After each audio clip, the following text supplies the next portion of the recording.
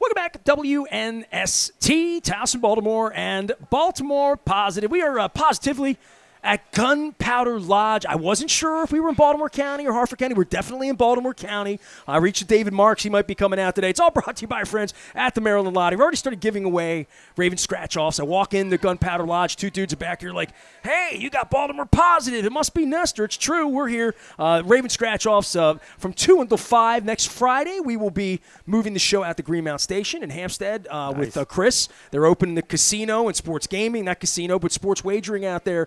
I'm looking forward to that. And then 2 weeks from now, back in my homeland of Dundalk, we're going to be at the Fountain at Drug City. I've rented a lot of videotapes at Drug City back in my youth. It's also brought to you by our friends at Goodwill. I had Lisa Ricigliano on talking rock and roll belt buckles. And I even have my, at some point after I eat my lobster roll here, I'm going to put my Window Nation bucket hat on. 866-90 Nation. You buy two. You need windows? Right now? Not if you right do, now. I got people to. When you need windows, I got windows. Okay. Right there, All right. All right. Mike Ricigliano is here. He is not just sort of my lifer pal and sort of. Are you more like a cousin or an uncle to me? I feel you feel more cousin-y than uncle-y to me. I think now, as we got older, it was more cousin to uncle. In the beginning, you were almost parental. Yeah, exactly. Yes, kind of parental early on, but now the gap closes. Well, you're in your 60s, right? I just turned 70, dude. See, I just turned 70 in September. I am a septuagenarian. Say that 3 times. Are you allowed to say that here in Gunpowder Lodge? Well, you can't. Probably sexagenarian isn't good, but septuagenarian is good. Well, I tell you what, Risig has been with me. The first person, that took me under his wing at the News American in Sports First in 1984. So I got to know Risig the week my son was born. So I always keep track. We're now 38 years into our friendship, and you are fresh back from Italy. Of course, anybody that doesn't know Risig, get out from under a rock and get your cartoons together. Risig has been the longtime cartoonist at the Baltimore Sun, Press Box, anywhere in the world they'll let him draw something, you will draw something. But we're not here to talk Orioles or Ravens. We're here to it's travel. You went to your homeland, Ricigliano. Yes. There is a town of Ricigliano in Italy, by the way, Nestor. We have not been there. Our son has been, and my cousin has been, and one day we'll get there too. Closest I've done is I've been to Dundalk, Ireland. Oh, well, there you go, of course. I took the funniest picture there because we're in election season, right? There's a newspaper in Dundalk, Ireland called the Dundalk Democrat. That's funny, yeah. So I took a picture out in front of a sign that says Dundalk Democrat, and I'm like, I'm probably the last one. Right. That's right. Well, look, we'll get some politics in here. Last week we had Odette Ramos. We had Felicia Porter. Great conversations. Barry Glassman. Today, I want to be full disclosure. Brooke Learman was scheduled to be with us today. Got pulled away. We're going to try to get her on before the election. Brooke has an open invite, and I'll say that several times because I do believe in equal time. Speaking of equal time, I did a lot of crab cakes. You know this, right? Yes. And the thing that sucked me in here, J.R. Van Horn is my Facebook friend. Danny Santoro, I've known forever. His beautiful daughter, Bella's running around. She's off school today.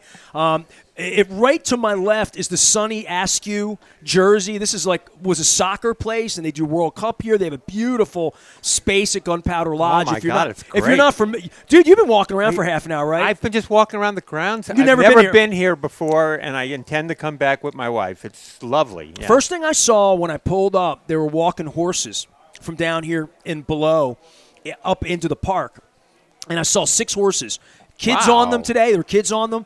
I'm thinking the kids must be off from school. Kids are off from school, right? Teacher's Day, right? It's Teacher's Day, right? Yeah. So the horses, I sent a note to my wife. I'm like, you can ride horses out in front of Gunpowder Lodge on Bel Air Road, and you have the kids in the back. There's swing set back here. I mean, this is there's a fire pit there. This is a scene, man. Oh, listen. I have, as you know, I have new grandsons, our first grandchildren. They're identical twins. I cannot believe that Tup is a parent. Tup, my youngest, who just turned 39 2 days ago. Who named me Nasty Nestor, by the way. It's true. It is true. A 39-year-old man named me Nasty Nestor. Right, and I have another that's 40. I'm my other son, Steve. But Tup has 2 sons, Frank and Red. We call him Fred as a combo. And I would love to take them here to this playground and let them ride horses. They'd be ready to go. Right yeah, here. Absolutely. Be so great. Right underneath the Corona Extra sign. By the way, so the thing that sucked me in here, because I'm looking for places, and if anybody hears this, sees this,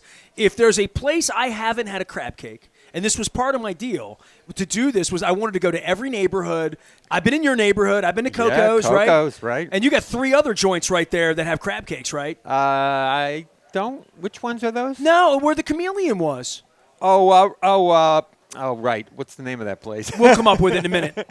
But so crab cakes are ubiquitous to Baltimore. Everyone's got one, right? I've done 30 crab cakes in 30 days. I've done 31 in 31 days for my 31st anniversary. I think I'm going to do oysters next year. Nice. But the crab cake tour never ends because JR's a friend of mine. He's on Facebook. He's going to do the show in the last hour. And he started putting up, like, pictures of this lobster roll. Wow. Right? And I'm like, look at that lobster. I mean, seriously, look at that. Fantastic. So when you see this, and I hit him, I'm like, well, he's probably got a crab cake. And I went on the menu, and I'm like, I wonder if Danny Santoro still has that joint over there, right? Because I've been in here. Cheryl attended bar here. She's another Facebook friend, Tom Brady fan. She's one more than we have. Yes. And I said, I want to try to get in here today. So I hit him 2 weeks ago, right around my birthday, and I said, are you available? Yeah, this, that. Next thing you know, I have a lobster roll. And I have such a hard time because, like, I talk so much that I can't eat it. And I'll be a total slob if I try to eat it, but that's why I'm here. You know, if indeed you let's see if I can reach it. If indeed you want just a break to eat, I have my kazoo here, Ness, so I could just break into a song. You get play Oriole Magic. Go ahead, come on. Oh, my kazoo is not working. Your kazoo's broken? I grabbed the junky kazoo. Oh no. Yeah, sorry about that. Oh, he came to play the kazoo. So I have a lobster roll. We're gonna have a crab cake. It is a Maryland crab cake tour. Risig is back from Italy. Risig is as big a sports fan as anyone. Like when you comes to history and talking sports and listening to sports and believing in sports. When you go off to Italy, do you unplug, or were you like looking for baseball games? Were you looking for a Ravens score, or do you just get it? Because you were gone like 2 weeks. I'm in a knockout fantasy survivor league, and so one it's of too those, early in the year to go to Italy. Yeah. So I was hanging on these games. Me and the person that invited us, Phil Jackson, and so we both had to make not picks. that Phil Jackson. Not the okay, coach just the Phil other. Jackson. This is Judge Phil Jackson from Baltimore City. So, we had to make picks that week. He won. I lost on my pick, which I made in Italy. So that's about the only sports. But you weren't on your phone, on your app in Bologna. I mean, looking the Ravens played the Bills while I was in Dude, Italy. I reached to you to come on the show, right? Because that's tradition. Yeah. I mean, you always come on, and you were like, 4 days getting back to me. I reached to you like on Monday or Tuesday because I had a lot of your bunkies on, right? Yeah. I had Vic Carucci on. Nice. I had Steve Tasker on. Great. Right? So, I mean, I reached. I had John Murphy on, right? Yes. So I'm thinking I got to get Risig. I didn't reach to Bolani, but I was going to. He would have been fun. When you were unavailable, I figured, it's more fun when you two do it together, right? Yeah. So like an hour later, you're like in Italy. You're like taking pictures in like Milan or something, or like on the Amalfi Coast or something. Right. And I'm like, oh, I guess Risig's not doing the show this week. You picked a hell of a week to go away, missing the Buffalo game, man. No, I had free tickets. Bill Stetka and Alex, his wife, offered us free tickets Saw for them the 2 weeks game, ago? and so I it was the only thing I'd give it up for was to go to Italy, really. But I love the Ravens too. I gave up a Bills-Ravens game 3 years ago to go to Tokyo to see you too. Well, there you go. And that's the only thing I was going to give it up for. Otherwise, I would have been in Buffalo. Exactly. So, no, it's great. The Ravens, they've struggled a bit this year with some ends of games, obviously. The Bills are riding high. So baseball has been great. And the baseball's been really great. When did you get back? Did you get back in time to watch, like, first round? You were gone a while, man. I've been around this week only, basically. So we got back, the week, end of last week. Baseball sucked me in. Yeah, you're into that now. Like the Phillies. The Phillies and the Padres have been fun for me. Yeah. I have a Phillies heart about me from my childhood, and I have a Padres soul. You know what I mean? So this is a little bit of a dream NLCS. If either one of them were playing individually, I'd pull for them for my friends. I had Micah Buchdahl on this week. Oh, nice. And his boy Ben. He's going to the game tonight. and I hope it goes 7. You know, the Padres and the Phillies. But I hate the Astros. Me too. I'm bored with the Yankees. I don't hate the Yankees the way I did when I was young. You grew up in New York. Why do you hate because you were Mets? Because my dad hated the Yankees. My dad was a Brooklyn Dodgers fan. Okay. So, in our household, it was, again, we were on the very end of – I was born in 52, and the Brooklyn Dodgers left town in 55. You don't remember the Brooklyn Dodgers? Not really, but I do remember that my dad, when they left, said to L.A., we will never root for the Dodgers in this house. So we don't root for the Dodgers. So there's a hatred for the Dodgers. There's a hatred for the in L.A. the Ricigliano family. In the Ricigliano family. And we already hated the Yankees. It only Yankees. dates back 65 years?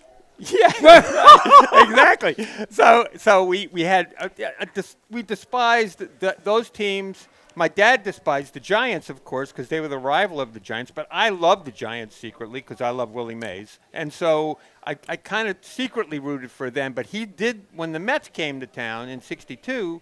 He said, "This will be our family team." The Mets, who won 40 games and lost. It's got orange, it's got blue, it's got the Giants, it's got the Dodgers. Right. They're going to play where the World's Fair, right? I mean, exactly. And you're an 8-year-old boy, 10-year-old boy, right? True. So I was. So you were saying Metsy. Is that what you're saying? And I was a Mets fan when they beat. So you the celebrated Orioles. 69. Oh, I did. It really this changes our relationship. 69. How can I know you 38 years and not know this? 69. Well, 69 was a bad year all the way around. Oh, and my dad would always the listen, Jets, the Mets, Knicks, Mets, right? The whole deal. All of it. So Walt Frazier. But that year made me a sports fan too. So I mean, I'm all in on the Orioles. I don't root for the Mets anymore. Although I rooted for them this year for Buck. So I rooted for the Mets in the '73 World Series. It was the first World Series I remember. I just saw the Concepcion bat throw. From the Tigers game. I saw that online. Well, this time of year, all those things show up online because they're the anniversary of October 8th, October 10th, or whatever. Right. The 73 World Series, I remembered vividly. The A's had beaten the Orioles. I was 5 years old, right? Heartbroken. A little picture of me with Louis Aparicio. That's how old I was. Right. Felix Millan, like the whole deal. Rusty Staub was going to save the Mets for me. And my dad hated the Mets because of what they had done 4 years before, but I didn't have any. I was born in 68. What do I know about that? So I rooted for the Mets because I hated the A's. My father, they were the first team I hated, was the A's. Well, that's cool. Because they beat the Orioles. Most people from Baltimore despise the Mets, because of the 69 series. They don't let Swoboda back in. They can't get back into Sparrows Point. It's true. I didn't realize that. They stop him right at Merritt Boulevard. You're not allowed back in Dundalk. I think that's been going on. I think have we lost Ron? I'm not even sure. But I don't know either. No. But Ron Swoboda, that was an amazing catch in that series, or one that was just blind luck, whatever it was. It was just an incredible catch. He was the original Teixeira. The original guy that left here and came back and absolutely screwed us. Sure thing. But yeah, I moved here in '83, and so the Orioles won the World Series there, and I was all in at that point. And then the football team left 4 months later. And the football team left 4 months later. And I had done. Crazy, you arrived in the middle of that. Oh, right? I got it. And putting out a newspaper and doing cartoons. Right. In the middle of your first cartoon was. What does Bob Irsay look like, and how can I make him a cartoon? Right. I drew Bob Irsay so naturally after a while that, and it was always fun to do that. And then, of course, You could scroll from scratch right now. Could you just draw Bob? I probably could, yeah. At it just off my top of my head. I got to tell you this because you're in the middle of your rant about your father, and we're going to hate the Dodgers and all that. Yeah. And all I could think about, I'm getting old now. I'm 54. Yeah, you're 54. You made the Irsay dummy, the original Irsay papier-mâché dummy, right? Right. So the dummy had gotten punched in the face at Bud Craven's bar down at Schaefer's downtown on Calvert Street, right? Somebody had concaved Bob's jaw. Right. So you had to repair Bob's jaw, and in the meantime, the bar went out of business. There was nowhere to put the dummy. Right. And the dummy wound up on a stick in my possession. October 14th, 1996, we played the Indianapolis Colts of Jim Harbaugh, of Tony Siragusa, of Ted Marchibroda. We had Vinny, we had Derek Alexander, and a very, very young green Ray Lewis. And we flew out to Indianapolis, and I had Irsay's head on a stick. Yes. I have lots of pictures of this.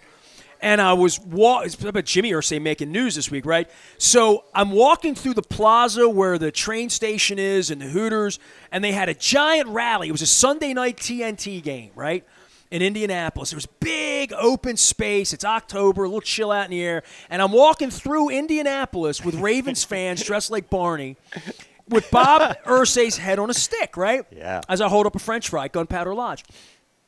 And a little old lady comes up to me, and she says, "It's been 12 goddamn years. You got your own football team now. Let it be." And I thought, woman, you have no idea how angry we are. And even I, at 54 now, can laugh about that. Right. 26 years ago this week. And then I let it go when I went to the Super Bowl out there, and I saw little beautiful children like Bella here and grandmothers and people out in the Midwest enjoying the Colts, enjoying the Super Bowl. And I thought, you know what? We've had a parade. We were about to have another one. Didn't even realize we were going to, a year later, we would win the Super Bowl. Exactly. But this was the melancholy of Lee Evans and Cundiff that I let it go. I can tell you when it was. It was 2012, Super Bowl of 12. It took me 28 years.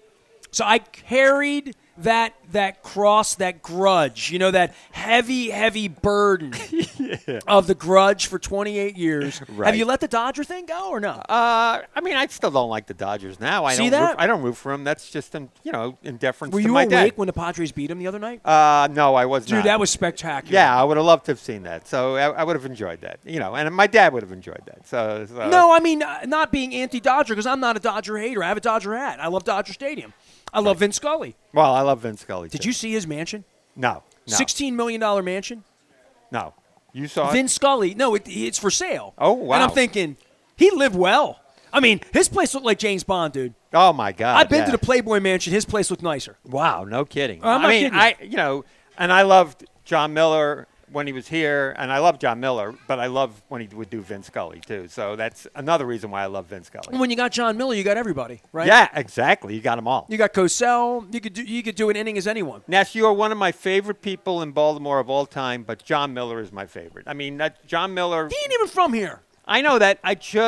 When I first came here and ended up on the News American. I like John Miller more than I like me. I had a late shift at the time, and I used to listen to Phil Wood, who was my good friend, and I used only sports radio I ever listened to was Phil Wood. That's true. And I love John Miller on the shows, and it made all those shifts at the news, those late shifts, go by so great and so fun for me. Both guys. Dude. I remember your little glass area right off the elevator where Mark Hyman used to sit. And I remember you with your little easel and drawing in there. Yes. And you'd have the game on. Sure, exactly. I mean, I remember that about. And the other thing, I was 15 years old, man. And the other thing about the News American that, and people out here some people might not even remember the News American, but of course you and I do and work there. But the other thing that I loved about the News American was John Stedman, and who was a great friend and great fan of yours, and who loved my biggest fan. Yeah. Literally. Really, of course. And he loved to come back to the art department and as soon as he knew I was an NFL fan, he came back to that art department often and would just tell me all these Colt stories, of all these great, 50s Colt players, and I'd be like all ears. Claude Buddy Young. Exactly. And it would just be John's way of telling it, too. Of course, he was There's this legend of Stedman being in the News American newsroom and it being completely quiet, and you'd hear, "Give me a C." Oh, I never caught that. Give me an O. I never caught that. God, I wish I could have caught that. Yeah. That would have been amazing. Mike Ricigliano's here. I'm chewing on food. This is a lobster roll that I'm going to reheat the butter, and I'm going to eat this fresh during the break. We're giving away Maryland lottery scratch-offs from the Maryland lottery. I have some Ravens ones left. We're going to have a new game soon. Our friends at Goodwill, and, of course, Window Nation. Ricigliano's fresh back from Italy. What are you going to say about Italy, man? Give me the rundown on that. What happened? We again went as guests of our friend Phil Jackson and his wife Maria. How many cities? Newly married. About 7, maybe. That's 6 a or lot. Yeah, we did a lot in 2 weeks. But this is like in a car or like on a bus or like with people or no? Just trains, mostly trains. We had a driver one day because we went out to Tuscany and we did wine tasting. So we actually hired a driver. I saw these pictures. Which was amazing. I've never been to Italy. I've canceled 3 different trips to Italy. You must go. I mean, honestly. First time my wife got the flu, the second time she got cancer, the third time she got cancer. Right. Well, you got to go. I mean, you've traveled more places than anyone I know, and you have not been to Italy. That's stunning, but I've tried. You've got to go. Yeah, you certainly tried. Well, Springsteen's playing there next spring. So there's a chance. You know, there's always a chance. And the Winter Olympics, I think, are there in, what would it be, 2026 or 2025? Turin, where are they doing them? I thought that the Winter Olympics were going to be there. I'm not sure, but I've lost track of the Olympics. Right. It's all I can do to stay up with the World Cup when I'm out here at Gunpowder Lodge. So go when Springsteen's there. That's what a perfect trip that'd be. But yeah, where's your favorite place? Well, we love Cinque Terre. So Cinque Terre is on the coast and it's up in the mountains. So you can hike to 5 different towns, you know, along the mountains and along the coastline, and it's beautiful. And I have a great story of a person that we met in Cinque Terre 9 years ago, because we went 9 years ago, too. I saw this story today on social media. Right, yes. Tuba. Tuba is his All right, name, now yes. I hear about Tuba. Yes. So you want me to tell that now? I got to hear about Tuba. So Tuba is a man that was our Airbnb, not Airbnb, but an apartment host in Cinque Terre when we arrived there 9 years ago. So this is your second trip to Italy? This is our second trip. Okay. And he was 80 years old at the time that we met him. And he was very so he was very proud of his strength. He would always flex his muscles. And he would pull the boats in from on the seashore. That was one of his jobs. A lot of young people did it, but Tuba would also do that because he was strong. So we were enamored with this guy. And does he speak English? He doesn't speak really good English, but he speaks a little English. Anyway, on this return trip, we were going back to Cinque Terre as guests of our friends. And so Terry, my wife, says, well, we've got to try and find Tuba again, you know, and so. And you're wondering, is he alive? Yeah, we don't even know if he's alive. Because he was 80 years old. He was 80 at the time. Right, 81 at the time. And so we get there and we're wandering. We go to the restaurant that we went to 9 years ago to ask, and they said, yes, Tuba comes here every night. And he sits at the restaurant at 6 o'clock and he just hangs out. We're like, oh my God, Tuba's alive. We're coming alive. So we come back the next night and he's not there. It's raining out, so he's not there. And so we're like, oh no. So we come back a few more times, not there. And we're leaving the next morning. So we figure we've blown it. We're not going to see Tuba, you know. And so the next morning we get up. It's not raining. And we're leaving at 11 o'clock. And we have a couple of hours to kill, and we said, let's just walk around town. Maybe we'll, by chance, run into the guy. You know, who knows? Because we didn't know what his address was. We didn't remember that. So we're wandering around, and sure enough, on the street, here's Tuba. You run into him. We recognize him, and we're like, Tuba! You know, so Terry shows him the photos from 2013 when we went, and we explained it to him. And, yes, he was so joyful. He was embracing us. He was like, you have made my day, you know, blah, blah, blah. He goes on. He ends up taking us to his little family winery that he had on the street in Cinque Terre and pouring us some wine. We toasted him in the Traveling's so awesome, isn't it? It was like the greatest. Isn't traveling the best? It was such a great thing. So, you know, we're preparing a package for him to send to Tuba via at his winery, his little wine place. And I did a little caricature of him for him, too, so flexing his muscles, of course. And we're going to send that to him, and along with the photos that we took in Cinque Terre. It literally tickled us almost as much as the news that we were going to be grandparents. Not quite as much, but still great, you know. Well, fresh back from Italy, the Italian stallion himself, Mike Ricigliano. I'm going to take a break because some folks want me to sign some books here. I'm giving away some Maryland Lottery scratch-off tickets. We're Gunpowder Lodge, man. We are in Baltimore County. We are in Kingsville on Baltimore County side of the Gunpowder. It's all brought to you by our friends at Goodwill. And, of course, Window Nation. I may put the bucket hat on here. Ricig's going to stick around. I want to talk some sports with you. I want to talk a little Orioles. I want to get some Ravens in. I want to talk some sports cartooning and some art stuff as well. Great. In regard to media. And we're having fun. I have a lobster roll. I'm about to get a crab cake. giving away some copies of Purple Rain 1, Purple Rain 2. We are going to be next week at Greenmount Station in Hampstead, 2 to 5 on Friday, maybe a little earlier than that, so stay tuned to our social media on that. And then in Dundalk at Drug City at the Fountain 2 weeks from now. That would be the 4th of November, and then I'm heading to Toronto to see. Here's the Tuba, by the way. I just want to show you a photo. This is it right here. The camera's here. There Here's you go. Tuba. There's my man, Tuba. You know, only here can we bring an Italian man from the streets of Cinque Terre right here to Kingsville, Maryland. I'm Nestor. We are WNST. AM 1570. Stay with us. We're doing Baltimore Positive out in the county, hon.